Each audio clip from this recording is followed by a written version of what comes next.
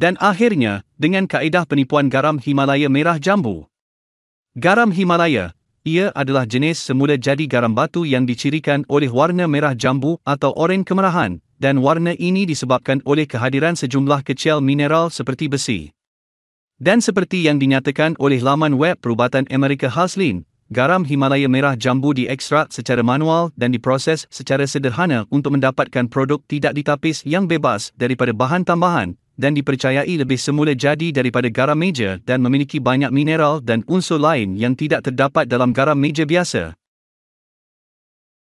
Tetapi mari kita tonton sekarang kaedah penipuan garam ini.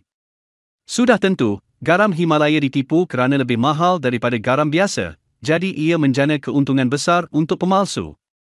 Dan antara kaedah penipuan ialah mencampurkan garam biasa dengan sedikit garam Himalaya. Ini mengurangkan kos untuk penipu dan menjadikan produk kelihatan asli sepenuhnya. Dan pewarna atau bahan berwarna ditambah kepada garam biasa untuk menjadikannya menyerupai garam Himalaya, terutamanya kerana warna merah jambu adalah salah satu ciri uniknya. Juga, ia mungkin dicampur dengan garam lain atau mineral buatan untuk menambah baik warna atau tekstur. Garam Himalaya asli dan tiruan boleh dibezakan melalui beberapa ujian. Garam Himalaya asli mempunyai warna merah jambu semula jadi, ia mungkin mengandungi tahap putih ke oranye yang berbeza-beza. Jika warnanya seragam secara mencurigakan, ia mungkin ditipu. Apabila garam Himalaya diletakkan dalam air, ia harus larut secara semula jadi tanpa meninggalkan warna yang tidak biasa. Jika anda perhatikan air bertukar kepada warna merah jambu atau mendakan berwarna muncul, garam mungkin mengandungi pewarna tambahan. Jika anda mengacau garam Himalaya dalam segelas air, kemudian menuang air ke atas kertas turas dan warna merah jambu muncul, maka garam mengandungi pewarna tambahan.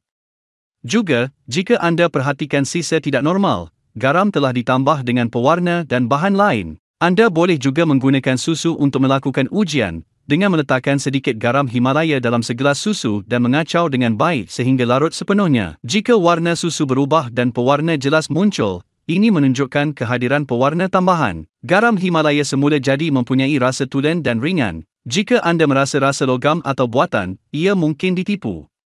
Akhirnya, pastikan anda membeli garam dari jenama terkenal atau kedai yang anda percayai, dan sebaik-baiknya ia harus membawa sijil yang mengesahkan sumber. Kesimpulannya, saya berharap anda mendapat manfaat daripada episod ini, dan sesiapa yang mempunyai cara lain untuk mendedahkan penipuan dalam gula atau garam boleh menulisnya dalam komen supaya manfaat dapat dinikmati oleh semua.